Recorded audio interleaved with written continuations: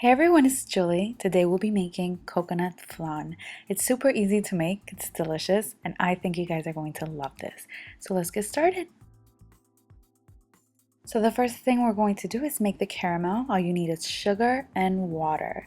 Do not mix it with a spoon, just twirl the pan around like this, and this should take about 10 minutes. If you cook it over high heat, do not walk away from it. It can burn really quickly.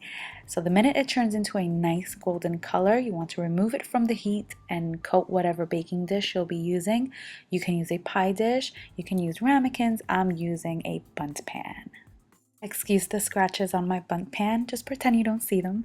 I've had this pan for years. I sprinkled some shredded coconut over the caramel and then I set this aside.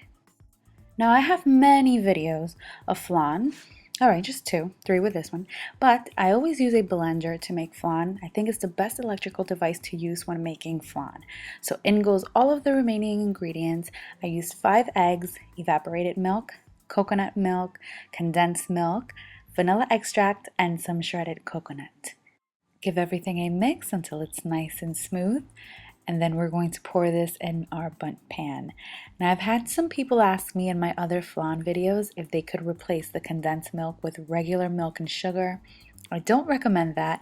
I feel like condensed milk is mandatory in flan, and if you ever tasted condensed milk on its own, you'd agree with me. Now what I did was I placed the bundt pan in a baking sheet with high sides, and I poured in some boiling water. That is going to help the flan become smooth and creamy. We're going to bake this in a preheated oven at 350 degrees for about an hour and 20 minutes. Then once it comes out of the oven, you want to let it cool completely and then place it in the fridge for a minimum of 4 hours. You never place hot food in the fridge, right? Good. Once it comes out of the fridge, you're going to take a knife and run it along the sides and center to loosen it up.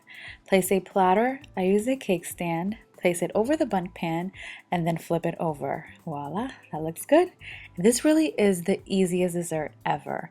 I sprinkled a little extra shredded coconut on top. Now I did not add any alcohol to this flan, but you can certainly add a shot or 2 of some rum or Kahlua, whatever you like. And I make flan every single year for Thanksgiving and Christmas. I think it's perfect because you're so busy making turkey or roasted pork and a bunch of side dishes, so opening a few cans, pouring them into your blender, and then forgetting about this for 4 hours, I mean, that's awesome.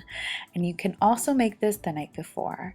The texture of this was perfect. It wasn't jiggly, which I don't like jiggly flan. You really can taste the coconut. You can even toast the coconut if you're feeling a bit fancy. All up to you. I really hope you guys give this recipe a try. Hope you enjoyed this video and thank you all so much for watching.